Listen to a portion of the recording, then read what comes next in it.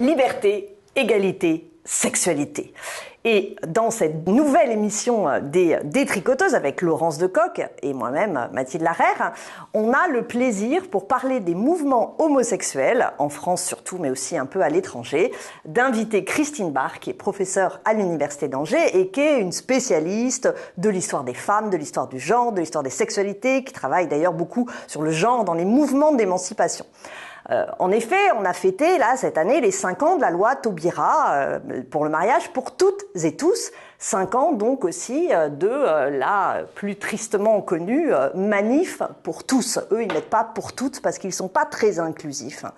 Et effectivement, 5 années qui montrent un double visage de la France et de notre pays, celui de la reconnaissance de l'égalité, de la lutte contre les discriminations, mais aussi celui des haines homophobes.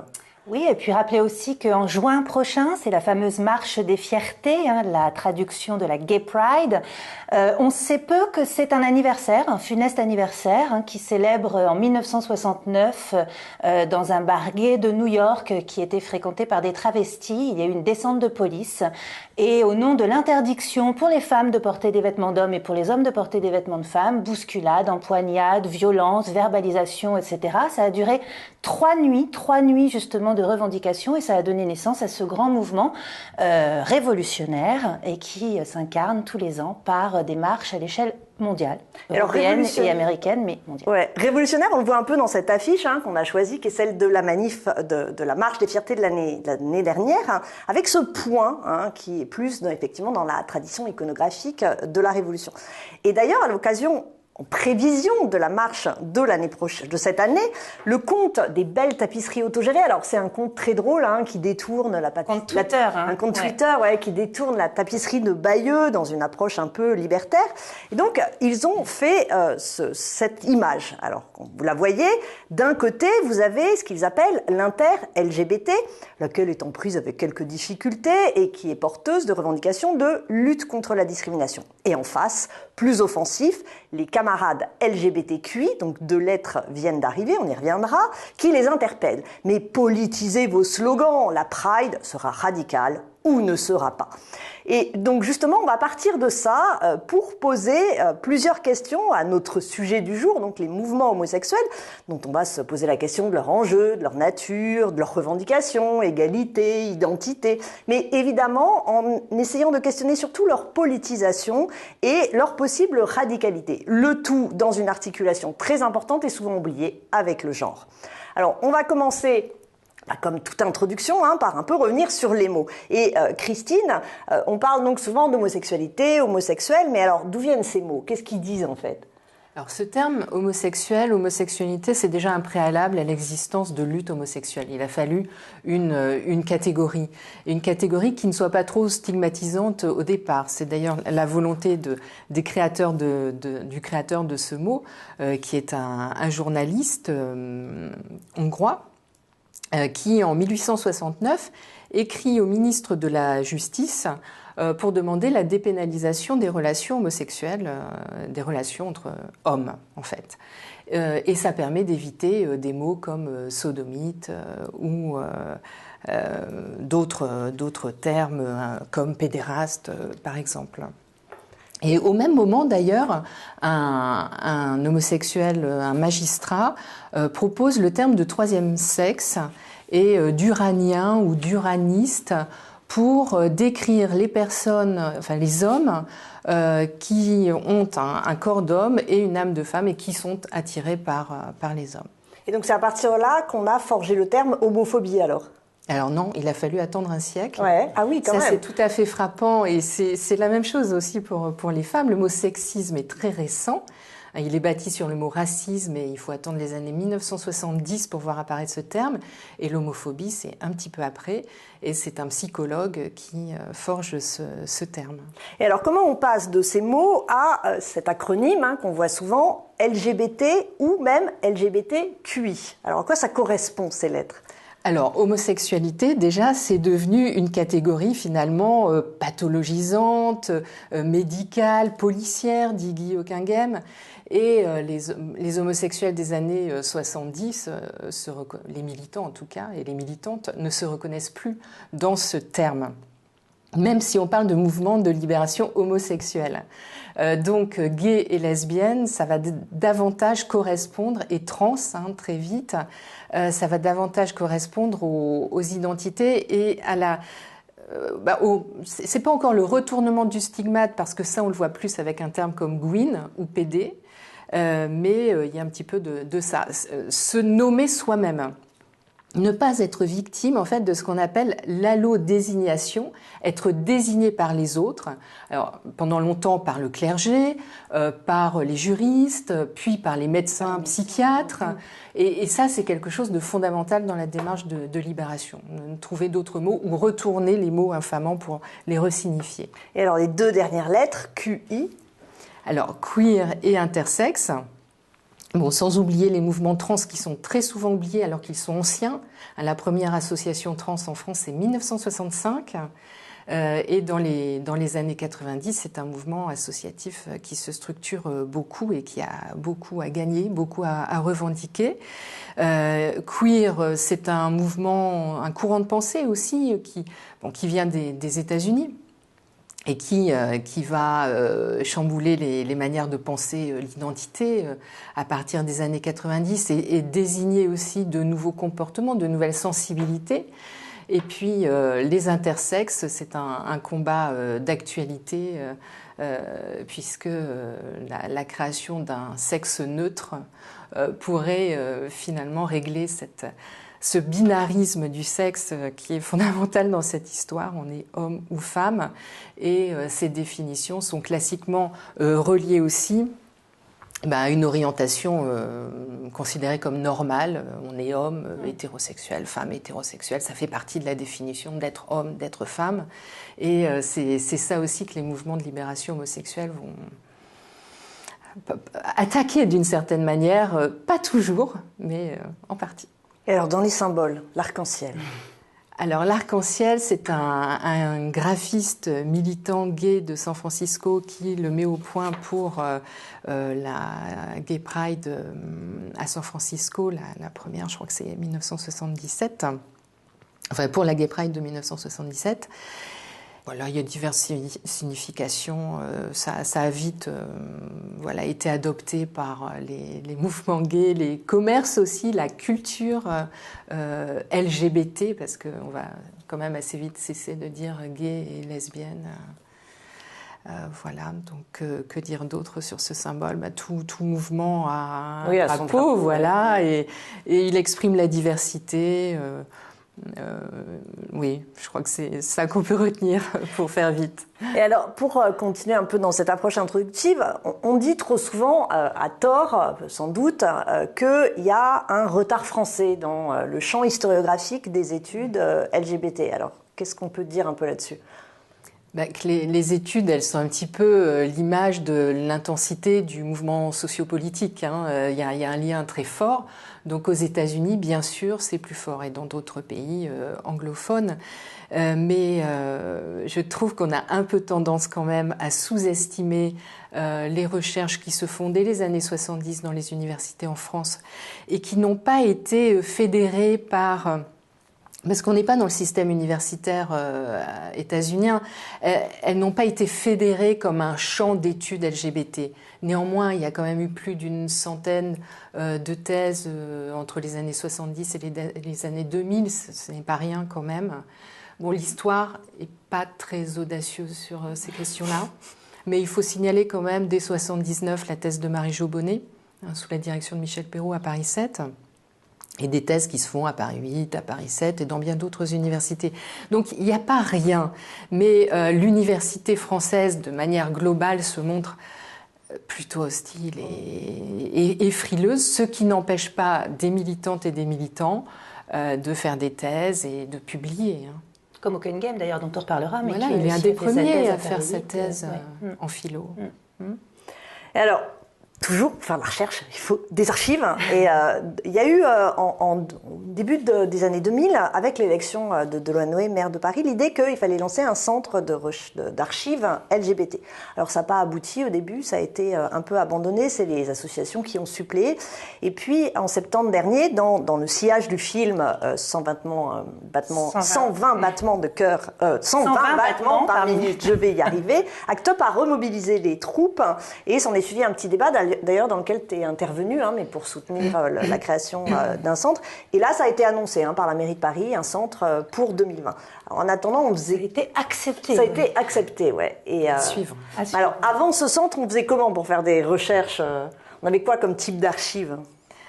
Alors, il y a des archives qui sont dans les associations, mais ce n'est pas toujours très satisfaisant et facile d'y accéder. Il y a des archives aux archives nationales, des archives dispersées. Puis bon, pour étudier l'histoire de l'homosexualité, on n'a pas seulement à regarder les archives militantes, parce que c'est quand même assez récent. Donc on a les archives de la répression, les archives policières, on a tout ce qui a été imprimé. La presse LGBT, on a surtout, et ça c'est fondamental pour équilibrer justement ce discours sur la minorité, parce que la minorité produit elle-même et des égo-histoires, des mémoires, et il y en a pas mal parce qu'il y a quand même une culture LGBT très, très vivante, très dynamique, et qui passe beaucoup par l'art aussi. Donc on a pas mal de sources diverses. Il y en a pas seulement celles de l'État en tout cas. Oui, puis il y a les archives médicales. Il y en a une notamment qui m'avait beaucoup marqué, dont on va voir là la couverture. C'est Foucault qui a repris le dossier médical de la fameuse Herculine Barbin. Une histoire assez tragique. On est au 19e siècle, l'histoire de cette femme, plutôt hermaphrodite, on dirait, voilà, qui naît avec un sexe indifférencié. En fait, là pour le coup, on est vraiment dans l'indifférencié. Qui tombe amoureux, bref, et puis qui vit ça dans une très très grande souffrance. Et Foucault interroge ce dossier médical de façon extrêmement pertinente, en montrant tout ce qui se joue aussi en termes de rapport de pouvoir, en termes de poids de l'Église, etc., etc. Herculine Barbin. Alors après, il y a aussi, puisqu'on est, pour en terminer aussi sur la question du vocabulaire, on est aussi sur un sujet. Tu disais, Christine, que la France avait effectivement était pas si en retard que ça. Il me semble quand même qu'il y a un domaine dans lequel ça grince des dents, si j'ose dire. Je reviendrai tout à l'heure avec l'école. C'est la pénétration de ces travaux-là dans la société et leur acceptation. Et en particulier, on a régulièrement des débats politiques extrêmement vifs autour de notions comme le genre, comme l'intersectionnalité, des choses qui, chez les chercheuses et les chercheurs, sont aujourd'hui totalement banalisées, consensuelles, et on voit bien, et y compris ces dernières années, c'est encore plus fort, que dès qu'il y a un colloque qui est organisé dessus, c'est scruté, on dit oh là là, qu'est-ce que c'est ces trucs encore, bon, et on voit bien que c'est au niveau de du modèle républicain qui est presque, qui se veut en tout cas indifférent aux différences, que ça crispe un petit peu. Alors le genre, pour le dire très rapidement, le genre c'est un outil d'analyse en sciences sociales. C'est un outil d'analyse. Voilà, c'est pas quelque chose c'est pas le gender, c'est pas le grand fantôme qui fait peur, c'est pas l'homosexualité non plus comme le croient certains, mais c'est un outil d'analyse pour essayer d'interroger la construction du masculin, la construction du féminin, la construction des interactions entre masculin et féminin, et essayer de sortir d'un modèle uniquement biologique et de voir justement ce qui se joue en termes de construction sociale. Donc ça n'a évidemment rien de dangereux, c'est juste une manière de changer de lunettes pour interroger autrement des objets. Et puis l'intersectionnalité, si toi tu trouves que c'est dangereux, Christine. Et fort heureusement. C'est dangereux pour l'ordre social tel qu'il est. Oui, ça peut être subversif. D'avoir des lunettes qui déconstruisent les évidences. Je voulais rassurer les gens un peu. Oui, on reviendra là-dessus aussi sur effectivement le potentiel subversif malgré tout de ces façons d'interroger les choses. Et puis l'intersectionnalité, là encore très simplement, l'intersectionnalité c'est une façon d'analyser les dominations, les oppressions en croisant différentes formes de domination et d'oppression. Donc on a des dominations qui sont évidemment sociales, on a des dominations qui sont raciales, on a aussi des dominations qui sont de l'ordre du sexisme, de l'homophobie, etc. Et pour avoir une analyse à peu près complète, eh bien on a des chercheurs et des chercheuses ont effectivement mis en place des outils d'analyse qui croisent ces différentes formes d'oppression. Oui, d'ailleurs, on va y revenir à d'autres moments. Alors, on va faire un survol un peu rapide de la tolérance et à l'homosexualité, de la discrimination, des égalités, enfin bon, un peu faire le cadre un peu légal et pratique pour commencer. Alors, la France, c'est le premier pays qui va dépénaliser l'homosexualité. C'est une mesure super importante pendant la Révolution française, on est en 1791, et l'Assemblée nationale constituante décide donc de ne pas retenir ce qui s'appelle à l'époque le crime de sodomie dans le code pénal. C'est très important parce que avant, justement, le crime de sodomie, mais en fait, comme toutes les pratiques non reproductives, sexuelles non reproductives, étaient condamnées par l'Église et condamnées par la justice, avec même des bûchers, le dernier étant au milieu du XVIIIe siècle en France. Donc là, c'est une coupure importante. Oui, et puis revenir aussi sur un premier mythe, qui est le mythe cette idée que sous l'Antiquité, l'homosexualité est un modèle absolument consensuel, tout se vit très bien, c'est absolument accepté, etc. Rappelez simplement, on va le voir là sur le tesson qui nous est montré, rappelez simplement que ces pratiques homoérotiques sont des pratiques de domination, ce sont des pratiques dans le cadre de l'éducation, et vous avez le mâle dominant, le maître actif, l'éraste justement, qui prouve bien à quel point il est dominant sur son élève passif, l'éromène, et donc on n'est pas du tout dans une logique amoureuse, consensuelle, au contraire, on est dans une logique extrêmement dominatrice. Alors la France, elle n'est pas revenue sur la dépénalisation de la Révolution française, ce qui fait d'ailleurs de la France un des pays les plus tolérants pendant un petit bout de temps, même si dans les années 20, il y a des périodes de plus grande tolérance, et on y reviendra, même de mouvements homosexuels à la fois en France et en Allemagne aussi. Mais bon, là-dessus, chape de plomb avec les années 30, notamment en Allemagne, et on pensera évidemment à la question de la déportation des homosexuels. Oui, alors deuxième mythe, entre guillemets, à déconstruire. On sait que dans les années 80, cette question de la déportation des homosexuels a été remobilisée, notamment par les mouvements militants, qui ont même inventé le terme d'Holocaust, pour dire, c'était l'apparition du sida, justement, pour dire, voilà, nous vivons une seconde extermination. Et quelqu'un comme Guy Hockenheim encore disait, ce sont des millions d'homosexuels qui ont été déportés. Alors on sait que depuis, il y a eu des travaux, notamment ceux de Florence Tamagne, qui ont été assez précurseurs, que les chiffres ne sont pas aussi forts que ce qui a été dit, que en France, en tout cas, c'est simplement dans les territoires annexés par l'Allemagne que des homosexuels, surtout hommes d'ailleurs, très peu lesbiennes, ont été déportés, que que toute cette idée d'une déportation systématique au même titre que les juifs, etc., n'existait pas en France. D'ailleurs, le triangle rose, il n'est pas pour les prisonniers français homosexuels dans les camps. Ils ont un triangle rouge qui sont en fait des prisonniers de droit commun. En revanche, il est pour les prisonniers allemands. Et ACT UP reprend ce triangle, mais l'inverse, lui met la tête en bas pour dire, voilà, il n'y a pas de fatalité de la mort aussi. Je trouvais que c'était symboliquement assez joli. Donc oui, il y a eu des déportations. Oui, évidemment, il faut en parler et c'est très important. Les chiffres ont été donnés. On est à 50 000 condamnations prononcées en Allemagne, à peu près 10 000, entre 5 000 et 10 000 homosexuels ont été enfermés, mais quelques dizaines de lesbiennes d'après les derniers chiffres. Bon, en France, il y a quand même quelque chose qui est notable, c'est la loi du 6 août 1942. En fait, c'est une loi, alors elle va pas pénaliser tout à fait l'homosexualité, en fait elle va inscrire dans le code pénal une discrimination fondée sur l'orientation sexuelle, mais dans le cadre des questions qui sont relatives à la minorité sexuelle. En d'autres termes, en vertu de ce changement du code pénal, alors qu'un couple de mineurs hétérosexuels n'est pas poursuivi par la loi, en revanche, chaque partenaire d'un couple homosexuel de moins de 21 ans peut être inculpé. Donc c'est un côté très ordre moral qui n'est pas surprenant sous Vichy, mais qui va être repris sous la République, parce qu'on oublie que la Libération, elle a conservé beaucoup d'aspects de cet ordre moral, et elle va être appliquée pendant les années 50-60. C'est des centaines de jeunes gens, alors surtout des jeunes garçons à nouveau, plus que des jeunes filles, même s'il y en a quelques-unes, qui ont été condamnés à cause de leur orientation sexuelle réelle ou supposée, alors qu'il s'agissait d'actes sexuels effectués en dehors de toute violence et de toute contrainte. Et il y a aussi beaucoup de violences homophobes, celle qui est emblématique, on en voit là l'image, c'est le meurtre par exemple de Philippe Martineau, tué à coups de couteau dans le jardin des Tuileries en février 80. Et par ailleurs, l'homosexualité a aussi été beaucoup considérée comme une maladie mentale.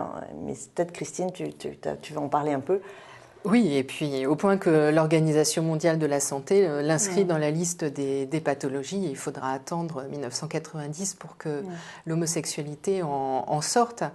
Et effectivement, on propose dans les années 50, où on impose aussi des thérapies dites de conversion, les électrochocs, la camisole chimique. Et on peut penser à Alan Turing, qui est le fondateur de l'informatique britannique, qui va se suicider à la suite du procès et du traitement qui lui a été imposé après ce procès. Là, on va écouter 1954. Ouais, 1954. On va écouter un tout petit extrait d'une émission qui était très connue dans les années 70. C'est l'émission de Ménie Grégoire sur RTL. On disait La femme qui a confessé la France. Bon, une émission parlait beaucoup de sexualité et qui, en octobre 71, a fait une émission qu'elle a intitulée, déjà ça commence bien, L'homosexualité, ce douloureux problème. Et dans lequel on va voir, il y a un échange assez houleux entre Ménie Grégoire et la salle. Mais je vous laisse écouter. Enfin, imaginez que l'homosexualité devienne un modèle social.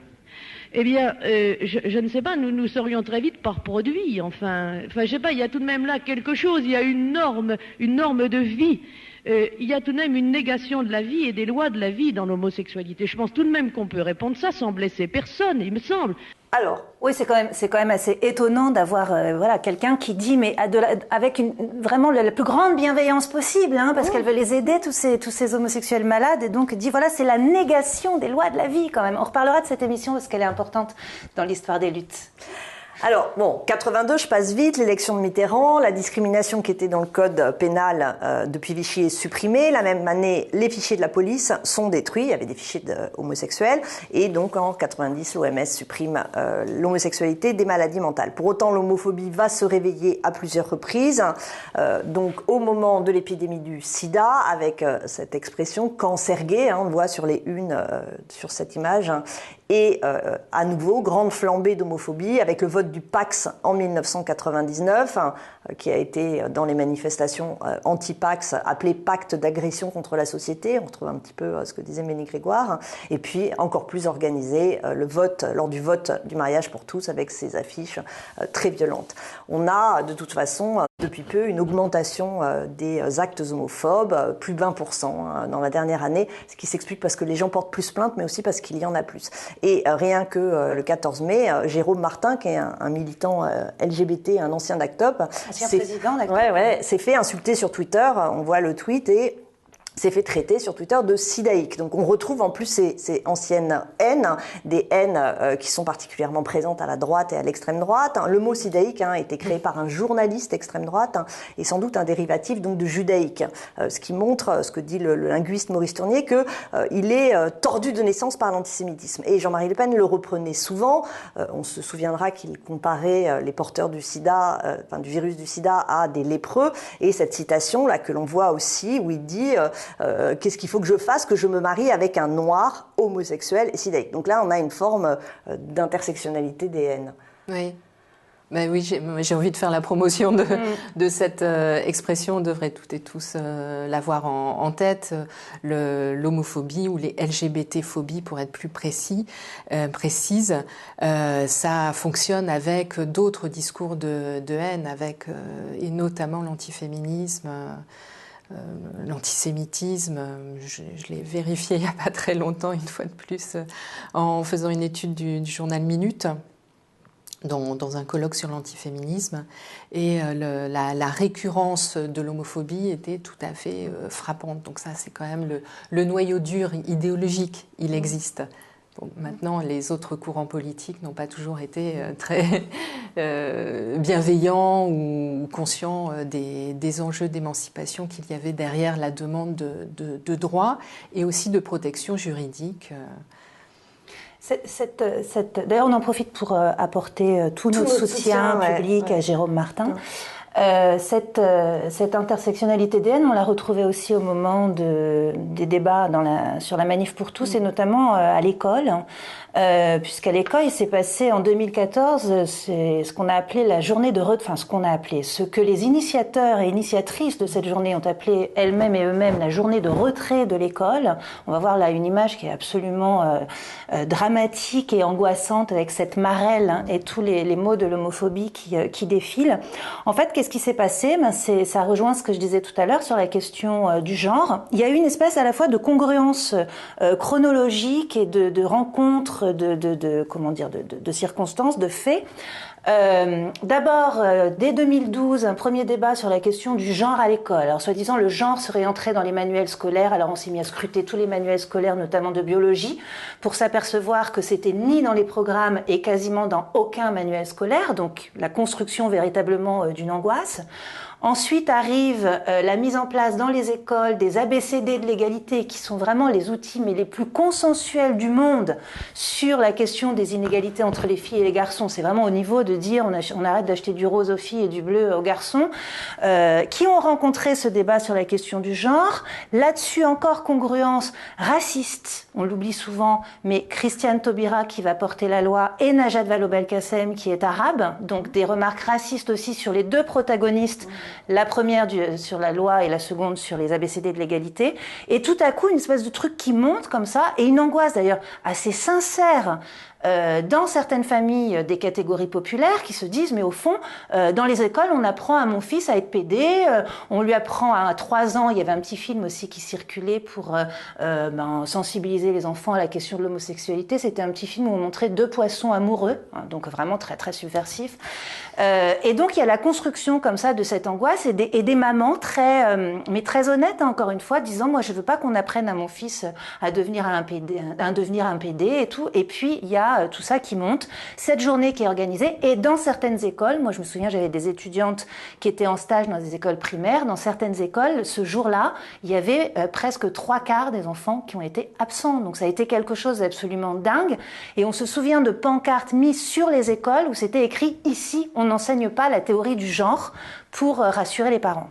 Donc vraiment des trucs très très angoissants. Voulez-vous que votre fils devienne une fille? Oui, il y avait ça. C'est intéressant, parce qu'on n'est pas l'inverse. C'est quand même pour les garçons que c'est le plus grave. Ouais. Et moi, qui suis très attentive aux vêtements comme symbole politique, j'ai écrit sur ce que soulève la jupe et puis une histoire politique du pantalon. Là, j'ai vu surgir une revendication assez ahurissante, celle d'une année de la jupe. Ouais.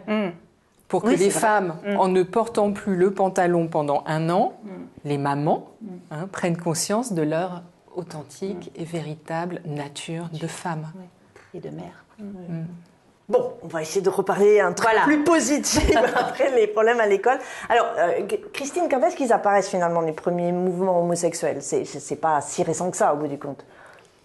Alors, il y a déjà, alors en Allemagne, il y a une antériorité allemande qui est liée à la force de la répression et le paragraphe 175 qui va mobiliser des hommes et des femmes, même si seuls les hommes sont visés. Les lesbiennes sont visées autrement, et notamment elles sont invisibilisées. C'est une autre forme de répression, rendre inexistantes et même désexualiser les lesbiennes d'une certaine manière, parce qu'on présume qu'il n'y a pas pénétration. S'il y a pénétration, c'est encore plus grave, parce que ça veut dire qu'il y a une femme qui contrefait l'homme.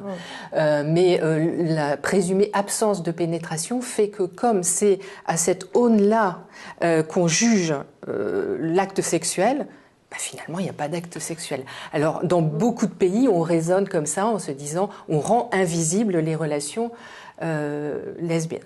Pas forcément un cadeau, en fait. Bon, alors les mouvements, donc c'est plutôt fin 19e, début 20e, dans les années 20. Il y a une présence culturelle de la question homosexuelle.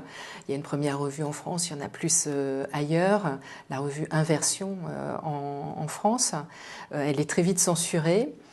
Il y a des artistes comme Claude Quin qui travaillent déjà, déjà c'est pas si nouveau, elle n'en est pas non plus à l'origine, mais sur le genre de manière moderne. Elle est devenue post-mortem une icône pour les mouvements LGBT aujourd'hui et même au-delà. Donc il y a une visibilité, il y a des lieux de rencontre, il y a des fêtes, surtout à Paris.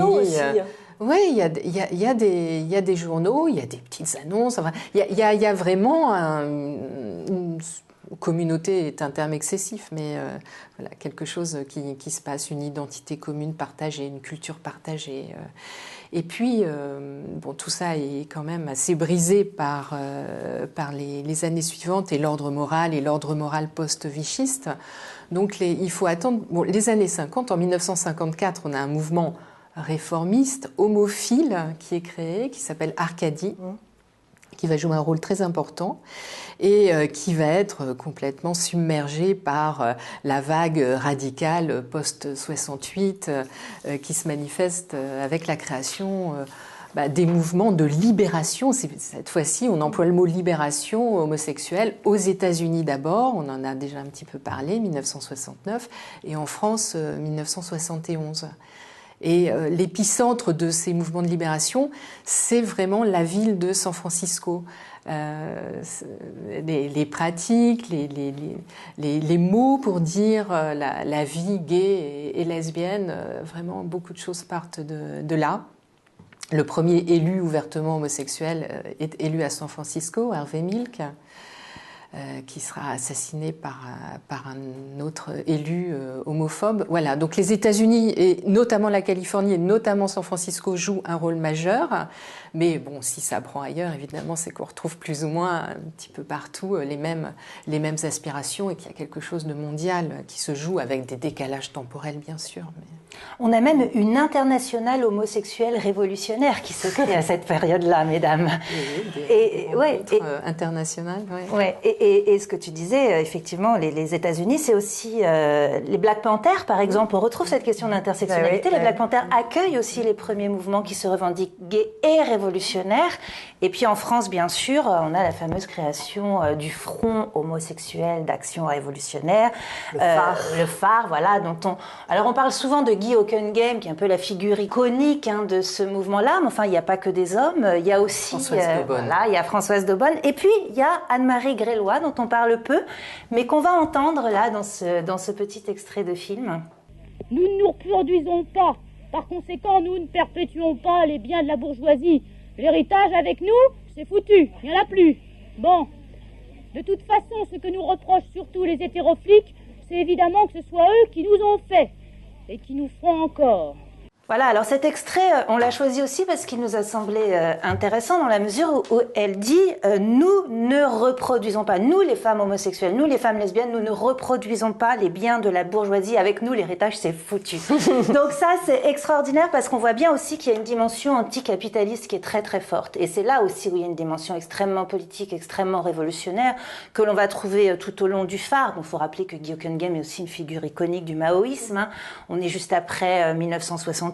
On a cette fameuse aussi manifestation du 1er mai 1971, prolétaires de tous les pays, caressez-vous. Nous sommes un fléau social. On a des couvertures de la revue, qui est en fait une revue que va s'approprier le phare, mais qui lui préexistait, la revue Tout, des couvertures qui montrent aussi cette intersectionnalité des luttes. Images, voilà. Donc c'est anticapitalisme, c'est contre la logique marchande, et c'est extrêmement mal reçu par les organisations de gauche. Moi, j'ai trouvé je vais juste citer ça, mais trouvé une citation du fameux Jacques Duclos, PC, qui rétorque à un moment donné aux militants du phare qui vient interrompre le meeting. D'ailleurs, petit détail, ce groupe a été créé aussi à la suite de l'interruption de l'émission de Minnie Grégoire, dont on a entendu tout à l'heure un extrait. Et voilà ce que dit donc Jacques Duclos, c'est absolument savoureux. Comment vous, pédérastes, avez-vous le culot de venir nous poser des questions? Allez vous faire soigner, les femmes françaises sont saines, le PCF est sain, les hommes sont faits pour aimer les femmes. Voilà. Donc beaucoup de travail aussi à faire en interne au sein de la gauche. Et les mouvements lesbiens sont aussi très présents dans cette effervescence des années 70. Alors, il faut déjà qu'il se crée, Ouais. le mouvement lesbien. Le phare, il a été créé par des lesbiennes qui ont quitté Arcadie et par des lesbiennes qui étaient féministes et qui participaient au premier pas du MLF, au groupe femmes du MLF. Il y a une petite antériorité du MLF sur le phare, mais vraiment, il y a des liens très, très forts. Les lesbiennes sont parties assez vite du phare quand il a été envahi par des hommes qui cherchaient avant tout de la consommation sexuelle sur place dans les AG. Ça devenait un petit peu compliqué de discuter.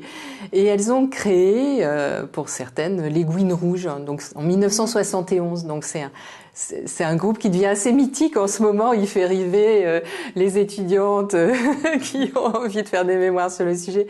Il n'y a pas de source, enfin il n'y a pas de trace. C'était un groupe très informel qui se réunissait dans un appartement. Enfin, ça a duré quelques mois, mais voilà, c'est quand même le premier groupe lesbien. Il s'appelle pas lesbien, il s'appelle Gouines Rouge. La dimension révolutionnaire est bien présente. L'humour aussi.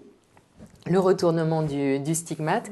Et puis le mot lesbienne, il va être utilisé surtout à partir de la multiplication des journaux et des groupes de lesbiennes. Donc c'est le mot qui est choisi par elle, c'est important de le dire, dans les années 74-75.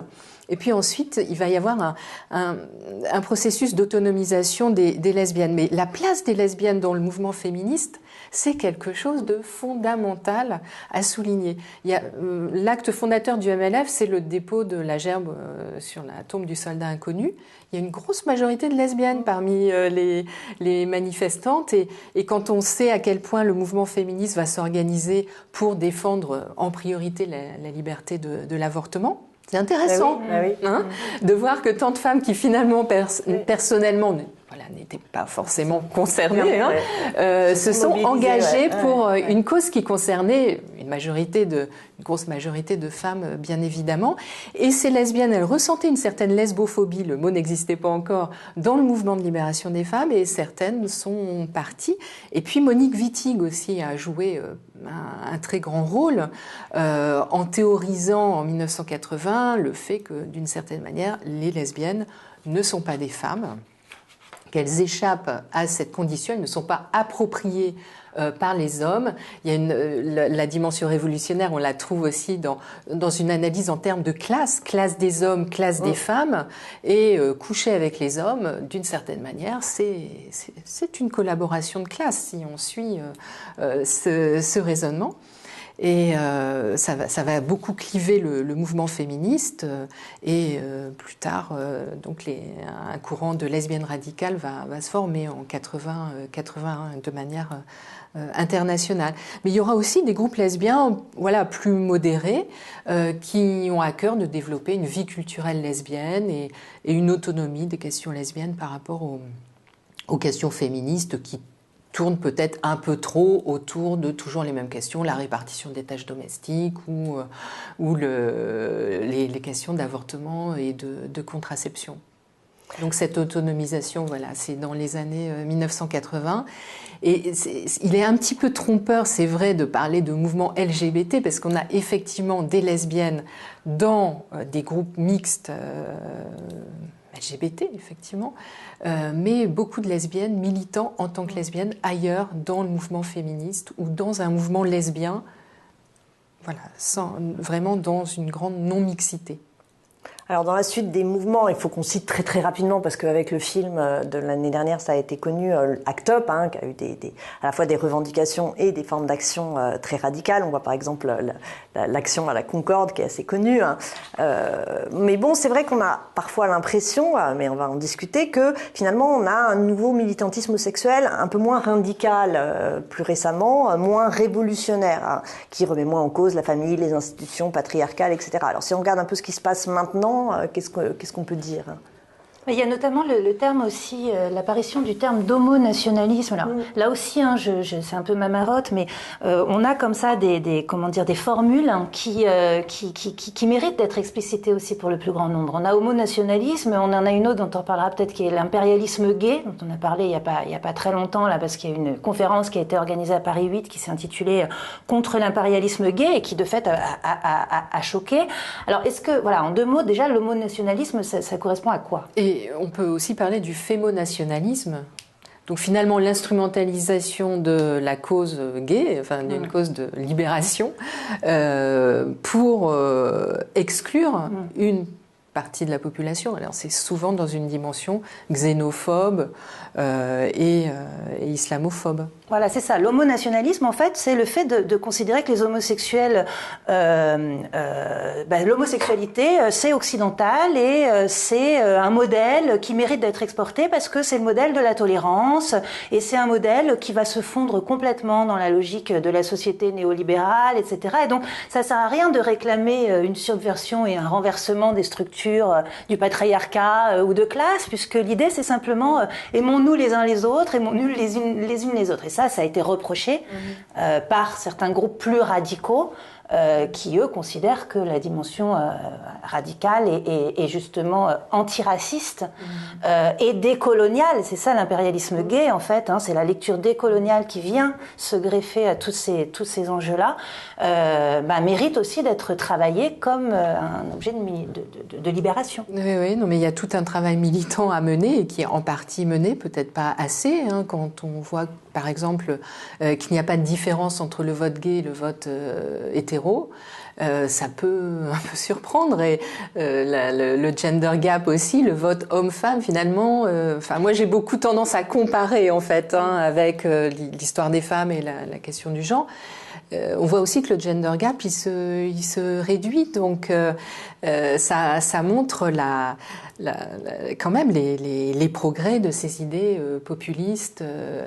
Et le succès de ce discours qui prétend protéger les droits récemment acquis par les femmes et par les homosexuels dans les sociétés occidentales menacées par cette grande vague d'islamisation de l'Europe.